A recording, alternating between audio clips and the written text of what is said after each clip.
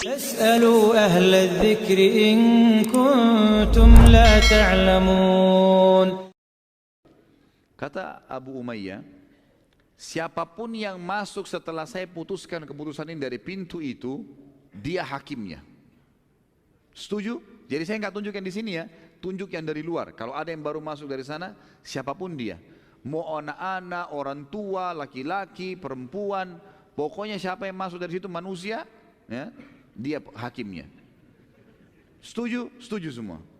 Yang terjadi teman-teman, ini fakta sejarah di Mekah dan orang Mekah tahu masalah itu.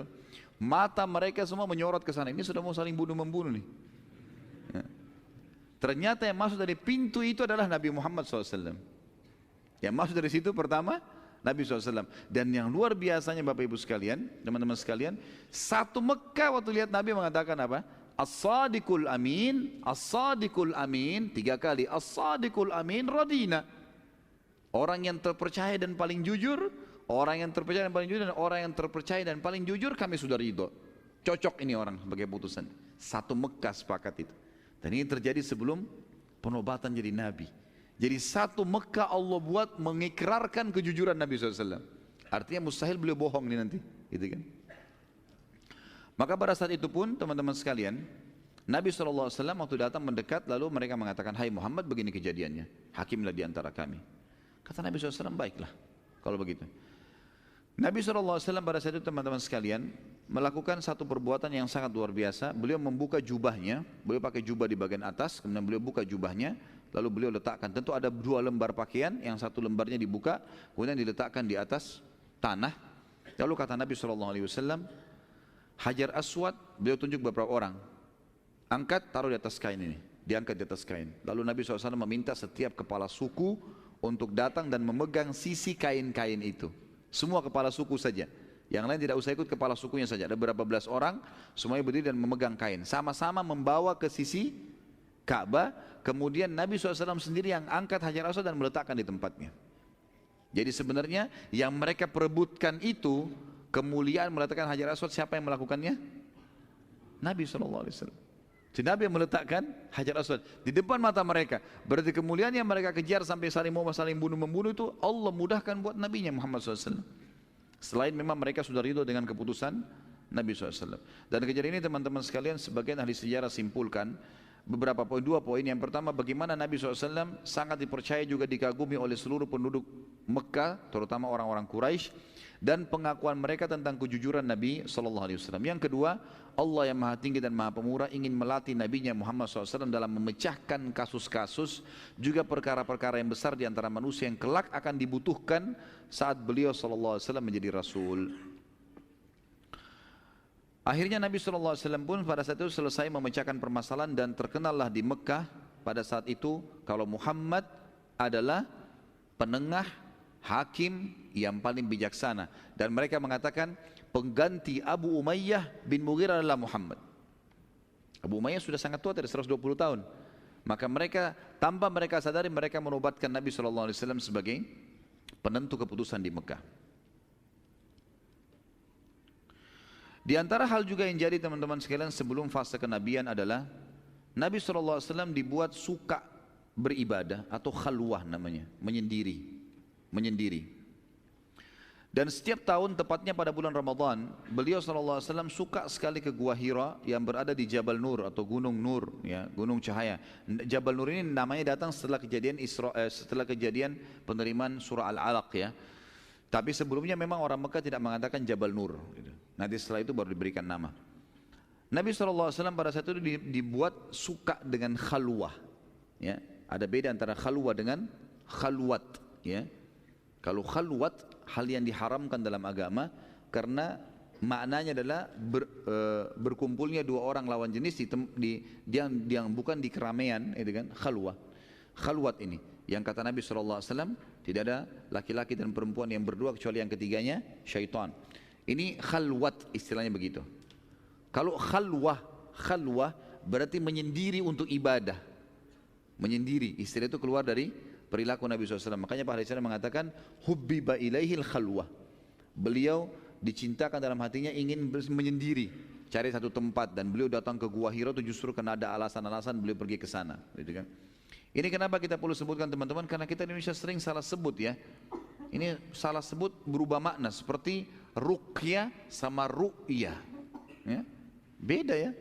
Ruqyah itu berarti pengobatan syar'i menggunakan doa-doa dan ayat-ayat Al-Quran, doa yang diajarkan Nabi SAW. Kalau ru'yah melihat bulan, bedanya pakai qaf sama hamzah.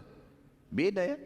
Sama kalau untuk baca Al-Quran, alhamdulillah, ha ya. Kalau antum ubah alhamdulillah, misal berubah makna itu ya. Alhamdu puji-pujian, alhamdulillah segala puji bagi Allah. Kalau alhamdulillah, hamada itu artinya kematian. Berarti antum kalau bilang alhamdulillah berarti kematian buat Allah. Ini bahaya sekali. Ya, hati-hati. Makanya jangan juga yang belum belajar tajwid jangan terlalu mau belajar fasih. Nanti kefasihan berbahaya kan? Karena mau dianggap dia fasih, makanya alhamdulillah. Nah, Rabbil alamin. Alamin, alam. Alam itu semua selain Allah. Makanya dibahasakan alam semesta, gitu kan? Selain daripada Allah disilakan dengan alam pakai ain. Tapi kalau antum ubah hamzah alam, itu artinya sakit. Ya. Alhamdulillahi Rabbil alamin, segala puji bagi Allah Tuhan alam semesta. Ini berubah semua maknanya kalau antum tidak faham masalah. Dan ini makanya dasarnya harus belajar masalah itu. Ini sebabnya kenapa saya sebutkan teman-teman sekalian hal-hal perubahan dasar begini supaya bisa difahamin ya.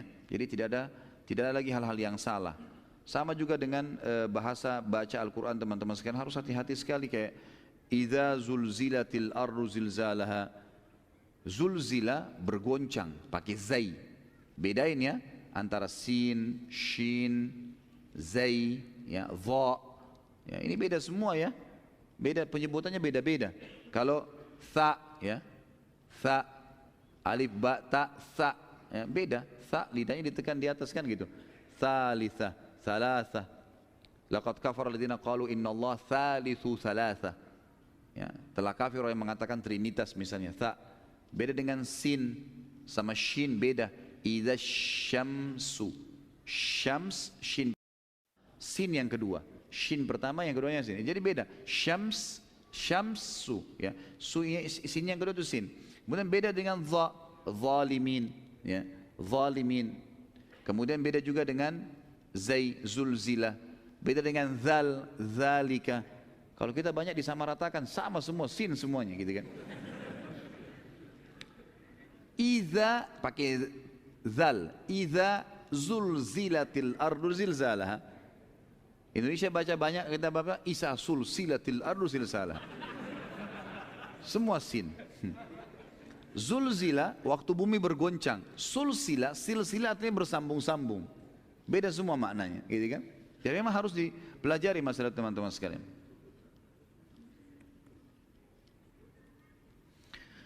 Baiklah. Nabi SAW dicintakan pada beliau khalwah. Khalwah berarti menyendiri untuk beribadah, ya. Dan beliau seringkali mencari tempat-tempat yang bisa beliau berkhalwah. Pada saat itu entah bagaimana Nabi SAW merasakan ilham dalam hatinya untuk mendatangi Jabal Nur yang sekarang itu. Karena itu gunung dianggap jauh dari penduduk Mekah, lumayan jauh. Kita naik mobil aja sekarang lumayan jauh. Mungkin kalau dari Masjid Haram menuju ke sana mungkin bisa 10-15 menit naik mobil ya. Bagaimana kalau jalan kaki jauh? Dan dulu itu masih banyak gunung-gunung, belum ada jalan-jalan kayak sekarang, belum terbuka kota Mekah itu. Nabi SAW sengaja ke sana supaya jauh dari penduduk Mekah. Kemudian juga gunung itu karena tinggi, di atasnya ada tebing, jadi ada gunung, kemudian ada pecahan batu. Nah itu bisa celahnya bisa orang masuk. Jadi sebenarnya dia bukan gua ya. Bahasanya sebenarnya bukan gua itu, karena kalau gua kan kita taunya lubang orang bisa berlindung di dalamnya gitu kan. Ini enggak, memang dia cuma seperti pecahan antara dua batu gitu ya. Dan ukurannya cuma 1-2 orang bisa masuk. Nabi SAW memilih itu karena itu menghadap ke Ka'bah. Kalau dari situ bisa lihat Ka'bah dari jauh, dari tinggi. Untuk bertafakur, pergantian siang malam gitu kan. Beliau melihat semua itu untuk bertafakur, itu tujuannya. Nabi SAW pada masa penobatan kenabian tercintakan untuk beliau khalwah itu. Dan beliau memilih Jabal Nur tadi karena alasan tadi yang sudah saya sebutkan gitu. Kemudian Nabi SAW juga dicintakan atau dimunculkan kepada beliau ru'ya sadiqah. ru'ya sadiqah. Apa itu ru'ya sadiqah teman-teman? Mimpi yang benar. Mimpi yang benar. Dan ini adalah salah satu bagian dari kemujizatan kenabian yang terbagikan untuk semua orang beriman. Ininya ya. Bukan mujizatnya. Sebagaimana sabda Nabi SAW, ru'ya sadiqah, mimpi yang benar dilihat oleh orang-orang beriman. Itu adalah salah satu cabang 60 mujizat kenabian. Jadi Nabi SAW mimpi apa yang terjadi. Besok di Mekah, siapa yang meninggal, apa yang terjadi. Nabi SAW mimpi.